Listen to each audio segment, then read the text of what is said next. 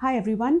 आज की वीडियो में मैं टीनेज स्किन केयर रूटीन और प्री टीन्स के स्किन केयर रूटीन के बारे में बात करूंगी। तो अगर आपका एज ग्रुप 10 to 19 ईयर्स है या फिर आप पेरेंट्स हैं टीनेजर्स के, तो ये वीडियो आपके लिए है। तो इस वीडियो में मैं आपको सब कुछ बताऊंगी टीनेजर्स के स्किन केयर रूटीन के बारे में, और बहुत कुछ इस वीडियो में मैं बताने वाली हूँ। तो सबसे पहले मैं आपको एक ओवरव्यू देती हूँ कि इस वीडियो में हम क्या क्या बात करेंगे। सबसे पहले तो मैं आपको बताऊंगी कि क्या हार्मोनल चेंजेस हो रहे हैं और उनकी वजह से क्या आपकी स्किन में हो रहा है, जिसकी वजह से आपकी स्किन थोड़ा वियर्ड बिहेव कर रही है। सेकंड, मैं आपको बताऊंगी एक सही स्किन केयर रूटीन अलग अलग स्किन टाइप्स के हिसाब से और आपके एज के हिसाब से, क्या वो प्रोडक्ट्स हैं, सनस्क्रीन, फेस वॉशेस, क्या क्या आपको यूज़ करना चाहिए और क्या आपको बिल्कुल भी यूज़ नहीं करना चाहिए। नेक्स्ट, मैं आपको कुछ डूज़ एंड डोंट्स बताऊंगी। इसमें मैं सब कुछ बताने वाली हूँ, एलोवेरा के बारे में, नो स्ट्रिप्स के बारे में, बहुत कुछ इंटरेस्टिंग चीज़ें, डूज़ एंड डोंट्स मैं इस सेक्शन में आपको बताऊंगी। इसके बाद मैं आपको बताऊंगी वैक्सिंग के बारे में। तो अगर आप वैक्सिंग के बारे में सोच रहे हैं तो किन बातों का आपको ध्यान रखना है, और अगर आप हेयर रिमूवल लेज़र कंसिडर कर रहे हैं तो उसकी क्या इंटरनेशनल गाइडलाइंस हैं, किस एज में आप हेयर रिमूवल लेज़र शुरू कर सकते हैं, वो भी इस वीडियो में मैं आपको बताने वाली हूँ। अगला सेक्शन बहुत इंटरेस्टिंग है, ये है फंगल एक्ने। तो आप में से काफ़ी लोगों ने ये गूगल किया होगा, इसके बारे में सुना होगा, पढ़ा होगा। तो फंगल एक्ने क्या होता है उसके बारे में मैं इस सेक्शन में बताऊंगी। इसके बाद मैं आपको बताऊंगी मेकअप के बारे में, मेकअप के डूज एंड डोंट्स। तो इस एज में क्या मेकअप करना चाहिए, क्या नहीं करना चाहिए, वो भी मैं आपको इस सेक्शन में बताऊंगी। नेक्स्ट हम बात करेंगे कि पीरियड्स के दौरान क्या स्किन केयर रूटीन आपको फॉलो करना है, और इंटीमेट हाइजीन के बारे में भी बात करेंगे। इसके अलावा मैं बताऊंगी कि क्या वो इम्पॉर्टेंट प्रोडक्ट्स हैं जो अगर आप अपने बैग में कैरी करेंगे तो आपको आसानी रहेगी और आप अपने स्किन केयर रूटीन को और अच्छा फॉलो कर सकेंगे। इसके बाद हम बात करेंगे स्ट्रेच मार्क्स के बारे में जो इस एज में अपीयर हो सकते हैं। हम बात करेंगे चैप्ड लिप्स के बारे में, उसके लिए आपको किन बातों का ध्यान रखना है, और हम डाइट और पीसीओएस के बारे में भी इस वीडियो में बात करेंगे। तो चलिए शुरू करते हैं वीडियो। तो सबसे पहले तो हम हार्मोनल चेंजेस के बारे में बात करते हैं। जो इस एज में हार्मोनल सर्जेस होते हैं, हार्मोनल चेंजेस होते हैं, उसकी वजह से ऐसा होता है कि हमारे सेबेशियस ग्लैंड ज़्यादा सीबम प्रोड्यूस करते हैं। ज़्यादा सीबम प्रोड्यूस करने की वजह से क्या क्या होता है, हमारी स्किन ऑयली हो सकती है। वो अगर हमारे ग्लैंड्स, हमारे पोर्स क्लॉग हो जाएं तो उससे हमें कॉमेडोन्स बन सकते हैं, वाइट हेड ब्लैक हेड बन सकते हैं। अगर उसमें बैक्टीरियल इन्फेक्शन हो जाए तो उसमें आपको पस वाले पिंपल हो सकते हैं। इसके अलावा क्योंकि हमारी स्किन ऑयली हो रही है जैसे, तो वैसे ही हमारा स्कैल्प भी ऑयली हो सकता है, हमें डैंड्रफ भी हो सकती है।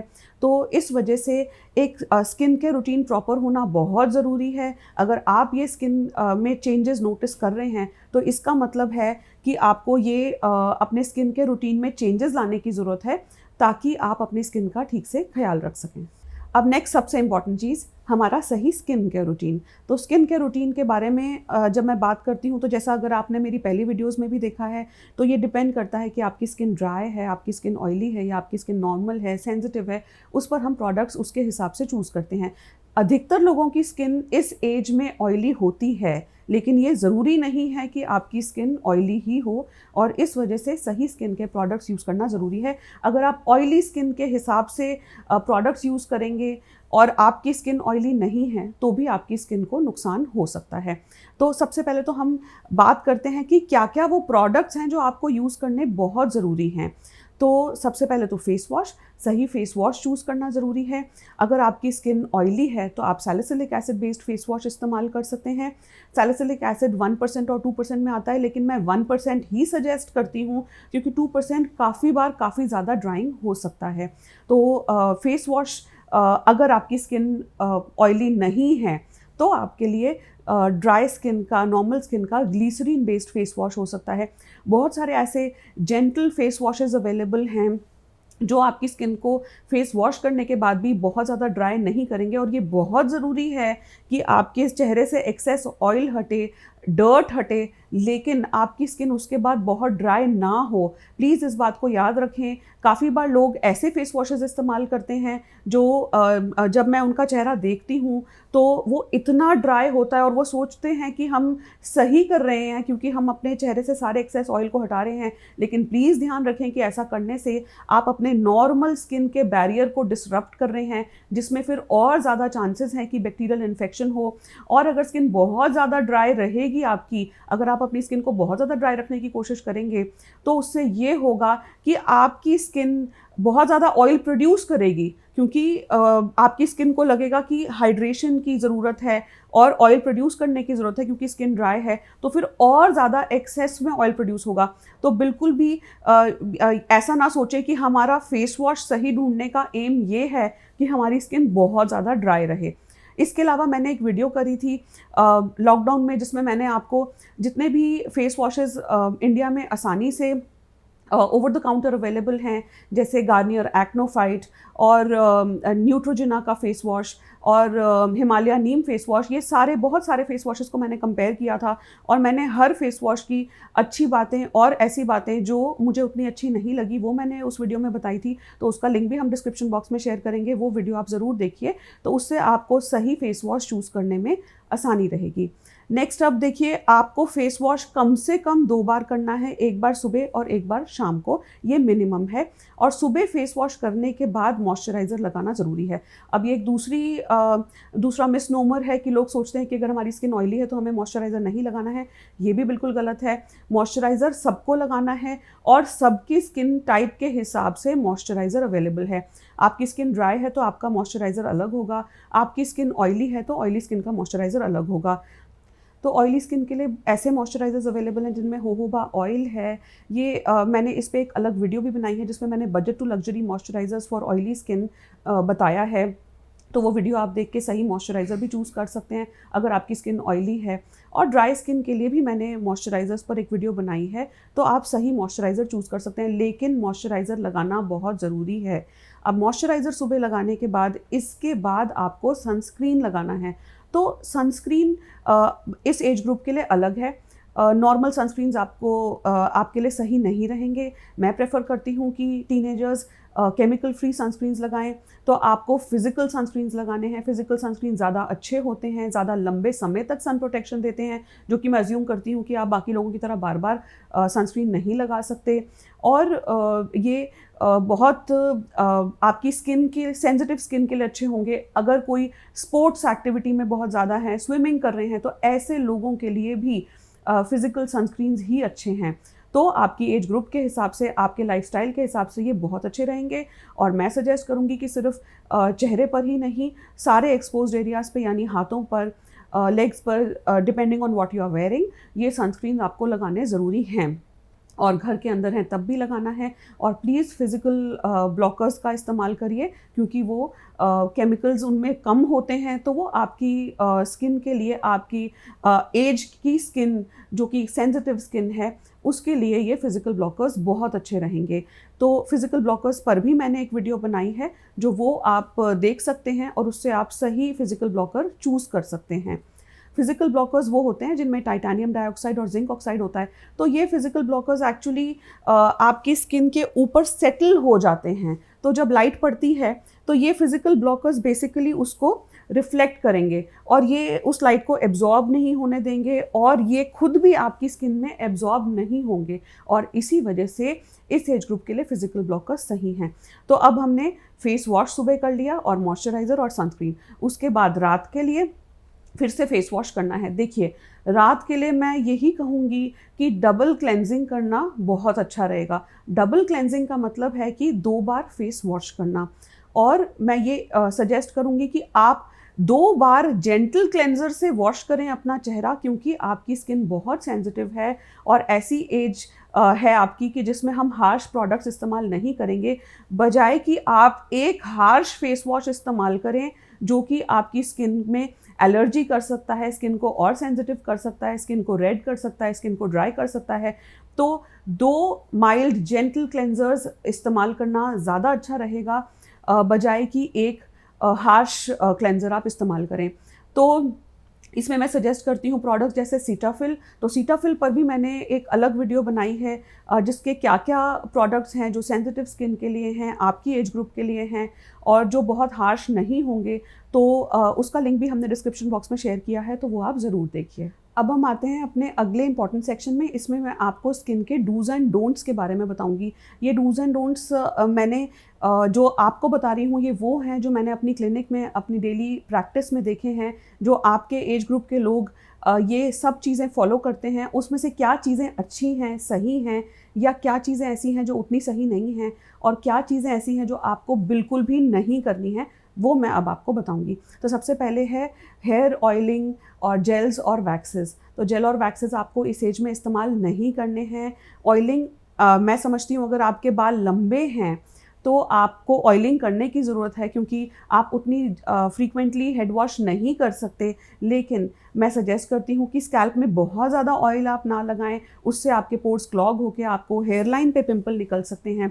साथ में क्योंकि आप उतनी फ्रीक्वेंटली हेड वॉश नहीं करते, तो अगर आप बहुत ज़्यादा ऑयलिंग करेंगे और उसके बाद बहुत दिनों तक अपना हेड वॉश नहीं करेंगे, तो आपके स्कैल्प में डर्ट, पोल्यूशन, डस्ट, डैंड्रफ, ये सब कुछ हो सकता है, जिससे फिर और प्रॉब्लम्स बढ़ सकती हैं। तो मैं सजेस्ट करती हूँ कि अगर आपके बाल लंबे हैं तो आप बालों की लेंथ पे ज़्यादा ऑयलिंग करें, ताकि आपके बाल मैनेजेबल हों, लेकिन स्कैल्प पे आप उतनी ज़्यादा ऑयलिंग ना करें। और तो जेल्स वैक्सेस बिल्कुल नहीं करना है, ऑयलिंग कम से कम करनी है। तो अब अगला जो इम्पॉर्टेंट डोंट है जो मैं आपको बताने वाली हूँ वो है टूथपेस्ट। तो हाथ जोड़ रही हूँ, टूथपेस्ट मत लगाइए। आप लोग टूथपेस्ट लगाते हैं क्योंकि आप लोग सबसे पहले तो सही स्किन के रूटीन फॉलो नहीं करते। फिर जब आपको पिंपल निकल आते हैं तो आप ऐसे व्लॉगर्स को और टिकटॉकर्स को फॉलो करते हैं जिन्हें सही स्किन के रूटीन के बारे में नॉलेज नहीं होती है। तो प्लीज़ आप एक क्वालिफाइड प्रोफेशनल से सलाह लीजिए जिनको स्किन के बारे में सही नॉलेज है। आप उनको फॉलो करके आप क्विक फिक्सेस ढूंढते हैं, फिर आप टूथपेस्ट लगाते हैं, फिर टूथपेस्ट लगा के आप स्किन को बर्न करते हैं। उसके बाद आप आके कहते हैं कि doc you have to do something about this pimple, I have to attend a party. तो ऐसा नहीं हो सकता है। आपको सही स्किन के रूटीन फॉलो करना पड़ेगा, मेहनत करनी पड़ेगी अपनी स्किन पे। और ये ऐसा बिल्कुल भी नहीं हो सकता कि आप टूथपेस्ट लगा कर आएँ और फिर आप बोलें कि आपको कल ही अपनी स्किन को ठीक करना है। ऐसा नहीं हो पाएगा। आप टूथपेस्ट लगा के अपना और मेरा काम और मुश्किल कर देते हैं। नेक्स्ट जो नहीं करना है वो है गार्लिक। लहसुन नहीं लगाना है, डिटॉल नहीं लगाना है, पिंपल को स्क्वीज़ नहीं करना है, और बेटनोवेट तो बिल्कुल भी नहीं लगानी है। जहाँ से मुझे नहीं पता ये आइडियाज़ कहाँ से आ रहे हैं, लेकिन आप लोग बेटनोवेट अपने चेहरे पे लगाते हैं, लहसुन लगाते हैं, डिटॉल लगाते हैं पिंपल को ख़त्म करने के लिए, बेटनोवेट लगाते हैं फेयरनेस के लिए, ग्लो के लिए। ये बहुत गलत है। बेटनोवेट एक बहुत स्ट्रॉन्ग स्टेरॉयड है। आप अपनी स्किन को और ज़्यादा डैमेज करेंगे। अगर आपको ग्लो चाहिए, अगर आपको अपनी स्किन में एक हेल्दी ग्लो चाहिए, तो प्लीज़ सही क्रीम्स का इस्तेमाल करिए जिनमें स्टेरॉयड नहीं है, जिनमें हाइड्रोक्विनोन नहीं है, और जो आपकी स्किन को डैमेज ना करे। नेक्स्ट इंपॉर्टेंट है नोज स्ट्रिप्स। तो नोज स्ट्रिप्स को लेके भी टीनेजर्स के बहुत सारे सवाल रहते हैं, बहुत सारे डाउट्स रहते हैं कि नोज स्ट्रिप्स हम यूज़ कर सकते हैं या नहीं, ये सेफ़ है या नहीं। देखिए, ऐसा नहीं है कि ये अनसेफ है, पर द प्रॉब्लम इज़ कि अगर आप सही स्किन के रूटीन फॉलो ना करें और ऐसे प्रोडक्ट्स का इस्तेमाल ना करें जिनकी वजह से धीरे धीरे आपके ब्लैक हेड्स कम हो, तो और नोज स्ट्रिप्स के भरोसे रहें और उससे अपने ब्लैक हेड्स रिमूव करें। और अगर आप हर 4-5 दिन में नोज स्ट्रिप्स का इस्तेमाल करें तो वो गलत होगा। आप कभी कभार नोज स्ट्रिप्स का इस्तेमाल कर सकते हैं, लेकिन नोज स्ट्रिप्स थोड़ी हार्श होती हैं। वो ब्लैक हेड्स और डेड स्किन सेल्स निकालने के अलावा नेचुरल ऑयल्स भी एक्सट्रैक्ट कर रही हैं। तो ये बार बार नोज स्ट्रिप्स का इस्तेमाल करना सही नहीं रहेगा। आप कभी कभी नोज स्ट्रिप्स का इस्तेमाल कर सकते हैं, और सही तरीका यही रहेगा कि आप उन प्रोडक्ट्स को इस्तेमाल करें जो कॉमेडोलिटिक हों, जो आपके ब्लैक हेड्स और वाइट हेड्स को रिमूव करें और धीरे धीरे नए ब्लैक हेड वाइट हेड बनने ना दें। तो ऐसे प्रोडक्ट्स का इस्तेमाल करें। अगर बहुत ज़्यादा ब्लैक हेड्स हैं तो ऐसे प्रोसीजर्स करवाएं जो बहुत जेंटल हैं, हार्श नहीं है आपकी स्किन के लिए, और जिससे ब्लैक हेड्स बहुत आसानी से निकाले जाएंगे। और ये सारे प्रोसीजर्स डर्मेटोलॉजी क्लिनिक्स में अवेलेबल हैं। नेक्स्ट इंपॉर्टेंट चीज़ है स्क्रब्स। तो काफ़ी बार लोग मुझसे पूछते हैं कि एक स्क्रब प्रिस्क्राइब करूं। तो देखिए, मैं बताना चाहती हूं कि स्क्रब का रोल क्या है। स्क्रब का ये रोल है कि डेड सेल्स को एक्सफोलिएट करना, क्योंकि डेड सेल्स पाइल अप हो रहे हैं। लेकिन आपके डेड सेल्स पाइल अप नहीं हो रहे हैं। प्लीज़ ट्राई एंड अंडरस्टैंड कि स्क्रब्स उस एज ग्रुप के लिए हैं 20+, 25+, जिसमें कि हमारा डेड सेल्स का टर्नओवर धीरे धीरे स्लगिश हो रहा है, कम हो रहा है। जैसे 40 की एज में, 50 की एज में, जब हमारे सेल्स उतना ज़्यादा शेड ऑफ नहीं हो रहे हैं, आप लोग यंग हैं, आपके सेल्स का टर्नओवर बहुत अच्छा है, आपको स्क्रब्स यूज़ करने की ज़रूरत नहीं है, फिर भी अगर आपको कुछ करना है तो आप बहुत ही जेंटल स्क्रब, वो भी बहुत कम, वो भी अगर आपकी स्किन में बहुत ज़्यादा एक्टिव एक्ने नहीं है या आपकी स्किन ड्राई नहीं है, वो कर सकते हैं। उसमें भी मैं सजेस्ट करूँगी कि प्लीज़ ज़्यादा से ज़्यादा होम रेमेडीज़ पे रिलाई करें, DIYs पे रिलाई करें। अब होम रेमेडीज़ और DIYs की बात करें तो आपके लिए कुछ ऐसे DIYs हैं जो आपकी स्किन के हिसाब से हैं। प्लीज़ आप अपने चेहरे पे बहुत ज़्यादा हल्दी या लेमन ना लगाएं अगर आपकी स्किन सेंसिटिव है या ड्राई है। तो सही DIYs भी मैंने एक वीडियो में सजेस्ट करे हैं आपकी स्किन के हिसाब से, आपके हेयर के हिसाब से, वो आप कर सकते हैं। वो वीडियो का लिंक्स भी हमने डिस्क्रिप्शन बॉक्स में शेयर किया है। नेक्स्ट है एलोवेरा। तो एलोवेरा भी लोग सोचते हैं कि ये तो हेल्दी है, ये तो प्लांट एक्सट्रैक्ट है, तो ये तो लगा सकते हैं, ये तो बहुत बेनिफिशियल है। लेकिन मैंने एलोवेरा से भी बहुत रिएक्शंस और एलर्जीज़ देखी हैं उन लोगों में जिनकी स्किन ड्राई है। फिर से एक बार बता रही हूँ कि ये बिल्कुल भी ज़रूरी नहीं है कि आपकी स्किन ऑयली ही होगी अगर आप टीनेजर हैं। तो अपनी स्किन को देखिए, अगर वो ड्राई है, सेंसिटिव है, तो हो सकता है एलोवेरा आपके लिए सही ना हो। नेक्स्ट इंपॉर्टेंट चीज़ जो बताना चाहती हूँ वो है फेयरनेस क्रीम्स। तो फेयरनेस क्रीम्स को लेके बहुत ज़्यादा हाइप है। लोग सोचते हैं कि हम ये लगा लें तो हम अपने स्कूल में अच्छे लगेंगे, अपनी टीनेज में बहुत अच्छे लगेंगे। फेयरनेस क्रीम से बहुत ज़्यादा नुकसान हो सकते हैं। प्लीज़ ऐसा कुछ भी नहीं है कि जो फेयरनेस क्रीम्स आपको लगाने की ज़रूरत है। आप यंग हैं, आपकी स्किन ऑलरेडी बहुत ग्लो करी है। अगर आप सही स्किन के रूटीन फॉलो करेंगे, सनस्क्रीन्स वगैरह लगाएंगे, तो आपके लिए आपकी स्किन ऑलरेडी बहुत अच्छी लग रही है तो वो और अच्छी हो जाएगी। और फिर भी अगर आपको लगता है कि आपको आपके लाइफस्टाइल की वजह से बहुत टैनिंग हो रही है, तो आप अपने डर्माटोलॉजिस्ट से मिलिए और सेफ स्किन लाइटनिंग क्रीम्स का इस्तेमाल करिए। सेफ स्किन लाइटनिंग क्रीम्स पर भी मैंने एक वीडियो बनाई है, जो वो आप देख सकते हैं, वो आप इस्तेमाल कर सकते हैं। उसका वीडियो का लिंक हमने डिस्क्रिप्शन बॉक्स में शेयर किया है। ब्लीचिंग को लेके भी काफ़ी डाउट्स होते हैं लोगों को कि अगर चेहरे पे बहुत ज़्यादा बाल हैं तो क्या हम ब्लीच कर सकते हैं। ब्लीच में बहुत हार्मफुल केमिकल्स होते हैं जैसे सोडियम हाइपोक्लोराइड, तो वो टीनेज में सेफ़ नहीं है। मैं सजेस्ट करती हूँ कि 20+ के लोग ही अपने चेहरे पे ब्लीच लगाएं। और ब्लीच किसी भी तरह की हो, उसमें ये केमिकल ज़रूर होता है। ऐसे कुछ केमिकल्स होते हैं जिनकी वजह से उसका ब्लीचिंग एक्शन होता है। तो ब्लीच आपकी D10 हो या हनी ब्लीच हो या कैसी भी ब्लीच हो, फ्रूट ब्लीच हो, इसका नाम अलग अलग हो सकता है, लेकिन हर ब्लीच में वही कुछ केमिकल्स हैं जिसकी वजह से ब्लीचिंग एक्शन हो रहा है। तो मैं सजेस्ट करती हूँ कि 20+ के लोग ही ब्लीच का इस्तेमाल करें चेहरे पे। तो नेक्स्ट एक बहुत इंपॉर्टेंट सेगमेंट है वैक्सिंग। वैक्सिंग को लेके लोगों के बहुत ज़्यादा डाउट्स रहते हैं टीनेजर्स के कि हम वैक्सिंग कराएं तो हमें किन बातों का ध्यान रखना है, वो मैं आपको बताती हूँ। तो अगर आप वैक्सिंग को कंसिडर कर रहे हैं तो ये बहुत ज़रूरी है कि वैक्स फ्रेश हो। अगर आपकी वैक्स कुछ दिन पुरानी है तो उसमें बहुत कंटैमिनेशन हो सकता है, बैक्टीरियल कंटैमिनेशन, फंगल कंटैमिनेशन। उससे क्या होगा, वैक्सिंग कराने के कुछ दिन बाद, हफ्ते बाद या 10 दिन बाद आपको लगेगा कि आपकी बॉडी पे बहुत ज़्यादा दाने निकल रहे हैं, पस वाले। तो वो इसीलिए निकलते हैं क्योंकि आपकी वैक्स कंटैमिनेटेड होती है।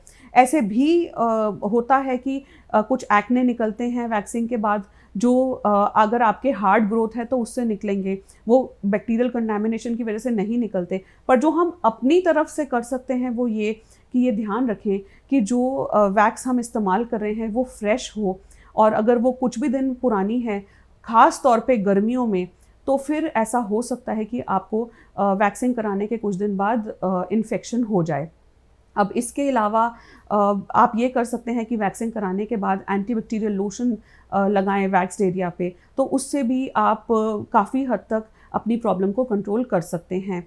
और दूसरी चीज़ ये कि अगर आप में से कुछ लोग हेयर रिमूवल लेज़र कंसिडर कर रहे हैं तो उसके लिए बहुत कन्फ्यूजन रहता है कि किस एज ग्रुप में हेयर रिमूवल लेज़र हो सकता है, क्या हम करवा सकते हैं या नहीं करवा सकते। तो वो गाइडलाइंस मैं आपको बताना चाहती हूँ। हेयर रिमूवल लेज़र किस एज में शुरू हो सकता है, उसकी गाइडलाइंस ये हैं कि आपके पीरियड्स जिस एज में शुरू हुए हैं उसके 2 साल बाद आप हेयर रिमूवल लेज़र करा सकते हैं, या फिर 16 ईयर्स से के बाद, विच एवर इज़ अर्लियर। तो अगर आपके पीरियड्स 12 साल की उम्र में शुरू हुए हैं तो आप 14 साल या उसके बाद कभी भी हेयर रिमूवल लेज़र करवा सकते हैं।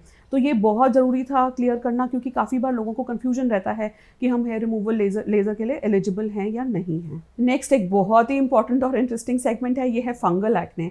तो फंगल एक्ने के लिए मैं ये अग्री करूँगी कि ये एंटिटी हमारी बुक्स में है ही नहीं। डर्मेटोलॉजी बुक्स में there is nothing called fungal acne. लेकिन इतने सारे टीनेजर्स ने मुझे आके बोला कि डॉक हमें फंगल एक्ने है, हमने गूगल कर लिया अपने सिम्टम्स और हमें फंगल एक्ने है। तो मुझे लगा कि मुझे इसके बारे में पढ़ना चाहिए कि ये सब लोग अगर फंगल एक्ने कह रहे हैं तो ये है क्या। और उसके बाद पता चला कि मैलिसीजिया फॉलिकुलाइटिस, जो कि एक नोन एंटिटी है, ये एक बीमारी है और जिसके बारे में सब डर्मेटोलॉजिस्ट ने पढ़ा है, उसी को फंगल एक्ने कहा जाता है गूगल पे। और ये बेसिकली फंगल इन्फेक्शन है, और जो लेकिन क्योंकि पिंपल जैसा लगता है देखने में, तो इस वजह से गूगल के टर्म्स में इसे फंगल एक्ने कहा जाता है। अब ये मैं अग्री करती हूँ कि ये एक बहुत ही बहुत ही कॉमन एंटिटी है और काफ़ी फ्रीक्वेंटली फंगल एक्ने देखा जाता है, और इसको ट्रीट करना बहुत ज़रूरी है, क्योंकि जब तक फंगल एक्ने ट्रीट नहीं होगा, आप पिंपल की कितनी भी क्रीम्स लगा लीजिए, आपका चेहरा साफ नहीं लगेगा। तो उसके लिए ये बहुत ज़रूरी है कि आप एंटी फंगल क्रीम्स और डैंड्रफ के शैम्पूज़ का इस्तेमाल करें, क्योंकि डैंड्रफ भी एक फंगल इन्फेक्शन है और उससे आप काफ़ी हद तक अपना फंगल एक्ने ठीक कर पाएंगे। तो अगर आपको लग रहा है कि आपको फंगल एक्ने है तो प्लीज़ तुरंत एक डर्मेटोलॉजिस्ट को कंसल्ट करिए। नेक्स्ट एक इम्पॉर्टेंट सेगमेंट मेकअप। मैं अग्री करती हूँ कि हमारे मिलेनियल किड्स और मिलेनियल मॉम्स को ये लगता है कि हमारे बच्चे बहुत अच्छे लगें, टीनेजर्स को ये लगता है कि हम बहुत अच्छे लगें और हमारे चेहरे पे ब्लेमिशेस नज़र ना आएँ, तो आप मेकअप का इस्तेमाल करना चाहते हैं। तो अब हमें ये डिस्कस करना है कि क्या क्या वो चीज़ें हैं जो आपको ध्यान में रखनी हैं। देखिए, क्योंकि आपकी एज ऐसी है कि मैं बहुत ज़्यादा हार्श मेकअप प्रोडक्ट्स रेकमेंड नहीं करूँगी, तो मैं सजेस्ट करूँगी कि आप बीबी क्रीम्स का इस्तेमाल कर सकते हैं। तो बीबी क्रीम्स में बहुत ही हल्का टिंट होता है, तो ये मैक्सिमम है जो मैं चाहूँगी कि आप यूज़ करें, और इससे ज़्यादा आप बहुत कुछ चीज़ें अपने चेहरे पे ना लगाएं, क्योंकि जितना आप मेकअप करेंगे, जितना आप अपने चेहरे पे प्रोडक्ट्स का इस्तेमाल करेंगे, उतना ज़्यादा आप अपने पोर्स को क्लॉग करेंगे और उससे फिर और ज़्यादा ब्लैक हेड्स, वाइट हेड्स और पिंपल बन सकते हैं। इसके अलावा ये बहुत ज़रूरी है कि आप अपना मेकअप अपने फ्रेंड्स के साथ शेयर ना करें, क्योंकि उससे भी कंटैमिनेशन बढ़ने के चांसेस होते हैं। और इसके अलावा आप ऐसा कर सकते हैं कि टिंटेड सनस्क्रीन्स अवेलेबल हैं। तो टिंटेड सनस्क्रीन्स में फिज़िकल ब्लॉकर्स होते हैं, वो हल्का सा पीच टिंट आपके सनस्क्रीन को देते हैं, और वो तरीका बहुत ज़्यादा सही रहेगा अगर आप इस्तेमाल करना चाहते हैं कुछ अपने चेहरे पे। इसके अलावा आप जो भी कुछ इस्तेमाल कर रहे हैं, अगर लिपस्टिक्स हैं तो मैं प्रेफर करूँगी कि आप लिप ग्लॉस या अपने चेहरे पे लिप ग्लॉस जैसी चीज़ें इस्तेमाल करें, जिसमें कि आप बहुत ज़्यादा मैट प्रोडक्ट्स का इस्तेमाल ना करें जो आपके लिप्स के लिए बहुत डिहाइड्रेटिंग हो, आपके लिप्स को ड्राई करें और धीरे धीरे आपके लिप्स डार्क हो जाएं। तो आपको लिपस्टिक्स का इस्तेमाल नहीं करना है। इसके अलावा अगर आप कुछ आई मेकअप इस्तेमाल कर रहे हैं तो बहुत सारे ऑर्गेनिक ब्रांड्स आजकल अवेलेबल हैं जिनमें हार्मफुल केमिकल्स नहीं हैं या बहुत कम हैं। तो प्लीज़ वो ब्रांड्स आप चूज़ करें जो आपकी स्किन के लिए, आपकी आइज़ की डेलिकेट स्किन के लिए वो सही रहें। तो नेक्स्ट अब मैं आपको बताती हूँ एक बहुत इंपॉर्टेंट चीज़। आप में से काफ़ी लोगों ने नोटिस करी होगी कि पीरियड्स के दौरान आपके पिंपल्स बढ़ जाते हैं। तो ऐसा क्यों होता है? देखिए, जब भी हार्मोनल चेंजेस होंगे तो सीबम प्रोडक्शन बहुत ज़्यादा होगी, तो उससे आपके पिंपल्स पीरियड्स के आसपास बढ़ सकते हैं। इसके अलावा जब भी स्ट्रेस होगा तो काफ़ी बार लोग कहते हैं कि पार्टी से पहले, फंक्शन से पहले, कोई इंपॉर्टेंट ओकेजन से पहले भी पिंपल बढ़ जाते हैं। ऐसा भी इसलिए होता है क्योंकि स्ट्रेस से भी हमारे हार्मोनल चेंजेस बहुत ज़्यादा होते हैं और उससे भी एक्ने ट्रिगर हो सकता है। तो उस दौरान आपको ज़्यादा ख्याल रखना है अपने पिंपल्स का, सही फेस वॉशेस का इस्तेमाल करना है और पिंपल का जेल इस्तेमाल कर सकते हैं, जैसे कि 1% क्लिंडामाइसिन जेल आप लगा सकते हैं अगर आपको पिंपल्स निकल रहे हैं। अब सबसे इम्पॉर्टेंट सेगमेंट वो ये कि इंटीमेट हाइजीन के बारे में। सो इस एज में इंटीमेट हाइजीन को लेके बहुत सारे सवाल रहते हैं, तो वो मैं आज इस वीडियो में क्लियर करना चाहती हूँ। तो सबसे पहली चीज़ तो ये कि मैं ये बताना चाहती हूँ कि वेजाइनल वॉशेस बिल्कुल भी इस्तेमाल नहीं करने हैं। वेजाइना एक सेल्फ क्लीनिंग ऑर्गन है, तो आपको बिल्कुल भी harsh antiseptic soaps deodorants, talcum powders और हार्श एंटीसेप्टिक वॉशेस का इस्तेमाल नहीं करना है। वेजाइनल वॉशेस से मैंने अपनी क्लिनिक में काफ़ी पेशेंट्स में बहुत ज़्यादा एलर्जीज़ और ड्राइनेस देखी है। तो प्लीज़ उस एरिया को क्लीन करने के लिए माइल्ड सोपी वाटर इस्तेमाल करें, बहुत ज़्यादा हार्श क्लेंजिंग एजेंट्स का इस्तेमाल नहीं करें। नेक्स्ट एक इम्पॉर्टेंट कन्फ्यूजन जो लोगों को रहता है वो है हेयर के बारे में, प्यूबिक हेयर के बारे में। तो देखिए जो प्यूबिक हेयर हैं वो इसलिए हैं, वो एग्जिस्ट क्यों करते हैं, वो इसलिए हैं ताकि वो प्यूबिक हेयर आपके वेजाइना को इन्फेक्शन से बचाते हैं। तो उनका एक पर्पस है, इस वजह से वो हैं। तो आप प्लीज़ प्यूबिक हेयर को बहुत ज़्यादा क्लीन करने के बारे में ना सोचें। अभी आपकी स्किन भी सेंसिटिव है तो आप प्यूबिक हेयर को ट्रिम कर सकते हैं, लेकिन अगर आप बहुत ज़्यादा प्यूबिक हेयर रिमूव करने के बारे में सोचेंगे तो उससे भी प्रॉब्लम हो सकती है। अगर आप प्यूबिक हेयर रिमूव करना चाह रहे हैं तो काफ़ी बार वैक्सिंग से इन सब चीज़ों से आपको बहुत ज़्यादा बैक्टीरियल इन्फेक्शन हो सकता है, तो फिर आप आगे जाके हेयर रिमूवल लेज़र के बारे में सोच सकते हैं। एक और इम्पॉर्टेंट चीज़, काफ़ी बार लोगों को सैनिटरी पैड से एलर्जी होती है। तो अगर आपको सैनिटरी पैड से एलर्जी हो रही है तो प्लीज़ अपने डर्मेटोलॉजिस्ट को कंसल्ट करें और वो आपको दूसरे और तरीके बताएंगे जो सैनिटरी पैड की एलर्जी को ठीक करने के बाद आप कुछ और दूसरे ब्रांड्स ट्राई कर सकते हैं, कॉटन पैड्स का इस्तेमाल कर सकते हैं और इसके अलावा आप टैम्पून्स या मेंस्ट्रुअल कप का इस्तेमाल कर सकते हैं ताकि आपको दोबारा बार बार ये सैनिटरी पैड की एलर्जी ना हो। इसके अलावा वेजाइनल डिस्चार्ज के बारे में कुछ बताना चाहती हूँ। काफ़ी बार लोग इस एज में कंफ्यूज रहते हैं कि क्या वेजाइनल डिस्चार्ज नॉर्मल है और क्या नहीं है। देखिए, ओव्यूलेशन के टाइम पे थोड़ा फिजियोलॉजिकल डिस्चार्ज होता है। ओव्यूलेशन माने 14th डे जो पीरियड के बाद, तो या पीरियड से पहले अगर 28 डे की साइकिल है तो ओव्यूलेशन के टाइम पे थोड़ा फिजियोलॉजिकल डिस्चार्ज होता है, वो नॉर्मल है। जो नॉर्मल डिस्चार्ज होगा उसमें कोई स्मेल नहीं होगी, उसमें कोई इरिटेशन नहीं होगी, बर्निंग नहीं होगी। लेकिन अगर आपका डिस्चार्ज कुछ ऐसा है कि जिसमें फाउल स्मेल है, उसमें इरिटेशन है, बर्निंग है, उसका टेक्सचर थोड़ा अलग है, कर्डी टेक्सचर है या कुछ भी ऐसा है, तो इसका मतलब ये इन्फेक्शन है, ये नॉर्मल डिस्चार्ज नहीं है। इसके अलावा बताना चाहती हूँ कि आप अंडरगारमेंट्स कॉटन के चूज़ करें। बहुत ज़्यादा लेसी अंडरगारमेंट्स इस्तेमाल करने से भी ऐसा हो सकता है कि आपको उस एरिया में इरिटेशन और रैशेस हों। नेक्स्ट एक इम्पॉर्टेंट चीज़, लिप्स के बारे में काफ़ी बार लोग कहते हैं कि हमारे लिप्स बहुत ड्राई हो गए हैं। तो टीनेजर्स में ये ज़्यादा प्रॉब्लम होती है क्योंकि उन्हें लिप लिकिंग की बहुत ज़्यादा आदत होती है। तो लिप लिकिंग आपको बिल्कुल बंद करनी है। तो ये जो आप ऐसे करते हैं तो इससे आपके लिप्स बहुत ड्राई होंगे, ये आप बिल्कुल बंद कर दीजिए। अगर आप लिप लिकिंग बंद करेंगे तो आपकी काफ़ी प्रॉब्लम सॉल्व हो जाएगी। और लिप लिकिंग को बंद करते समय आपको लगेगा कि आपकी स्किन और ज़्यादा ड्राई हो रही है लिप्स की, तो उसके लिए क्या करना है, आपको बहुत अच्छे ऑयली ऑक्लूसिव मॉइस्चराइज़र्स इस्तेमाल करने हैं और आपको शहद का इस्तेमाल करना है, जो शहद बहुत ज़्यादा अच्छा मॉइस्चराइजिंग है। मैं नहीं चाहती कि आप बहुत स्ट्रॉन्ग प्रोडक्ट्स, केमिकल्स इस्तेमाल करें, अपने लिप्स पे लगाएं जिससे कि आपकी स्किन और ज़्यादा डैमेज हो। तो आप शहद इस्तेमाल कर सकते हैं, लिप लिकिंग बंद करें, स्ट्रॉन्ग ऑयली ऑक्लूसिव मॉइस्चराइज़र्स का इस्तेमाल करें। आप देसी घी लगा सकते हैं अपने लिप्स के एरिया की ड्राइनेस को कम करने के लिए। इससे आप जो आपकी लिप बाम लगाने की फ्रीक्वेंसी है वो भी कम होगी, जो कि मैं नहीं चाहती कि आप बहुत ज़्यादा कोई फ्रूटी फ्रेगरेंसेस वाले लिप बाम्स बहुत ज़्यादा लगाएं। और अगर आप लिप बाम लगा रहे हैं तो आप ऐसे लिप बाम चूज़ करें जिनमें SPF हो, ताकि आपको कोई एडेड एडवांटेज मिले। साथ ही मैं बताना चाहती हूँ कि आप अपने बैग में कुछ प्रोडक्ट ज़रूर कैरी करें। तो क्या वो प्रोडक्ट्स हैं जो आपको अपने बैग में कैरी करने चाहिए? तो उसमें है माइल्ड जेंटल क्लेंजर्स, जो आपके फेस को क्लीन करने के लिए, जो आप कॉटन पैड्स में लेके अपने फेस को क्लीन कर सकते हैं अगर फेस पे बहुत ज़्यादा ऑयलीनेस है या अगर आपको लग रहा है फेस पे बहुत डर्ट है। इसके अलावा आपको सनस्क्रीन ज़रूर कैरी करना चाहिए और इसके अलावा आप ये लिप बाम कैरी कर सकते हैं।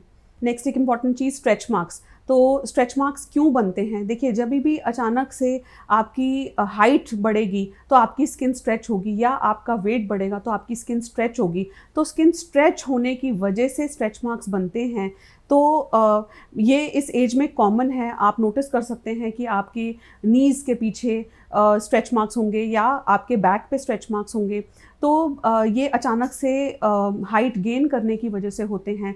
तो स्ट्रेच मार्क्स के लिए भी क्रीम्स अवेलेबल हैं जो आप लगा सकते हैं। इसमें काफ़ी सारी क्रीम्स ऐसी हैं जो सेफ़ हैं आपके लिए, तो वो क्रीम्स आप लगा सकते हैं अपने स्ट्रेच मार्क्स को थोड़ा बेटर करने के लिए। स्ट्रेच मार्क्स के लिए बहुत सारे ट्रीटमेंट्स भी हैं जो मैं इस एज में सजेस्ट नहीं करूँगी, पर कम से कम आप क्रीम्स लगा सकते हैं। इसके अलावा स्ट्रेच मार्क्स थोड़े से इसलिए भी बनते हैं क्योंकि स्किन ड्राई होती है। तो स्किन बेसिकली स्किन ब्रेक हो रही है, स्किन डिसरप्ट हो रही है और इस वजह से स्ट्रेच मार्क बन रहे हैं।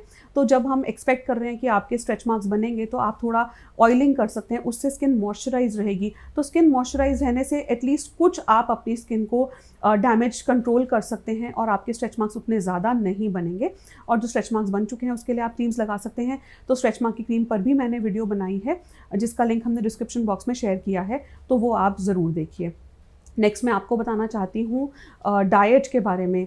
तो डाइट एक बहुत इम्पॉर्टेंट सेगमेंट है एक्ने कंट्रोल करने के लिए। इस एज में डाइट का बहुत इम्पॉर्टेंट रोल है।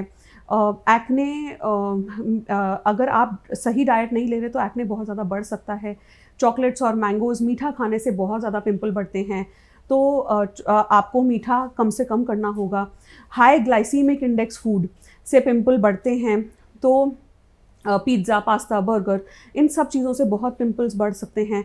एक्ने की डाइट पर मैंने एक अलग वीडियो बनाई है, तो उसका लिंक भी हमने डिस्क्रिप्शन बॉक्स में शेयर किया है, तो वो आप ज़रूर देखिए। तो उससे आप वो सारी चीज़ें समझ पाएंगे जो आपके हाथ में हैं और जो करने से आप काफ़ी हद तक अपने पिंपल को कंट्रोल कर सकते हैं। देखिए, ऐसा बिल्कुल भी नहीं हो सकता कि गूगल की सारी इन्फॉर्मेशन सही हो, लेकिन डाइट से रिलेटेड इन्फॉर्मेशन सही ना हो। इसलिए हरी सब्जियां खानी हैं, अलग अलग रंगों के फल खाने हैं, उससे आपकी स्किन में ग्लो आएगा। और मुझे ये नहीं खाना, मैं ये नहीं खाऊंगी, ऐसा करने से आप अपना नुकसान करेंगे। तो आपको सही डाइट खानी बहुत ज़रूरी है। अब एक इम्पॉर्टेंट बात पीसीओडी के बारे में। पीसीओडी एक बहुत ही ज़्यादा कॉमन प्रॉब्लम होती जा रही है, क्योंकि पीसीओडी एक लाइफस्टाइल की परेशानी है, ये कोई बीमारी नहीं है और इसी वजह से कुछ शहरों में बहुत ज़्यादा कॉमन है। तो पीसीओडी डाइट रिलेटेड होती है, लाइफस्टाइल रिलेटेड होती है। तो पीसीओडी में आप काफ़ी हद तक अपने आप से अपने पीसीओडी को कंट्रोल कर सकते हैं। तो पीसीओडी के लिए सही एक्सरसाइजेस, पीसीओडी के लिए योगा, पीसीओडी की डाइट, लाइफस्टाइल चेंजेस, इन सब पे मैंने एक वीडियो बनाई है जो आप ज़रूर देखिए, वो मैंने लिंक डिस्क्रिप्शन बॉक्स में शेयर किया है। तो क्या वो चीज़ें हैं जो आपके हाथ में है, जो करने से आप अपने पीसीओडी को कंट्रोल करेंगे, और क्या वो साइंस एंड सिम्टम्स हैं जिसकी वजह से आपको ये आप सोच सकते हैं कि शायद आपको पीसीओडी है। जैसे कि अगर आपके बहुत ज़्यादा एक्ने हैं, आपके एक्ने आसानी से नॉर्मल कन्वेंशनल पिंपल के ट्रीटमेंट से नहीं जा रहे हैं, या आपके चेहरे पे बहुत ज़्यादा बाल हैं, या आपके पीरियड्स इरेगुलर हैं, या आपका वज़न बहुत ज़्यादा बढ़ रहा है, या आपको हेयर फॉल हो रहा है, ये सारे वो सिम्टम्स हैं जो पीसीओडी पेशेंट्स में होते हैं। और सारे सिम्टम्स होने ज़रूरी नहीं हैं। अगर आपको इनमें से कोई एक सिम्टम भी है तो भी एटलीस्ट आप उस दिशा में सोच सकते हैं और अपने लाइफस्टाइल को हेल्दी करके अपने पीसीओडी को कंट्रोल कर सकते हैं। आई होप आपको ये वीडियो इन्फॉर्मेटिव लगी। स्किन और हेयर से रिलेटेड और इन्फॉर्मेटिव वीडियोस के लिए हमारे यूट्यूब चैनल पे सब्सक्राइब कीजिए और बेल आइकन पे क्लिक कीजिए ताकि आपको हमारी वीडियोस की नोटिफिकेशन मिल सके।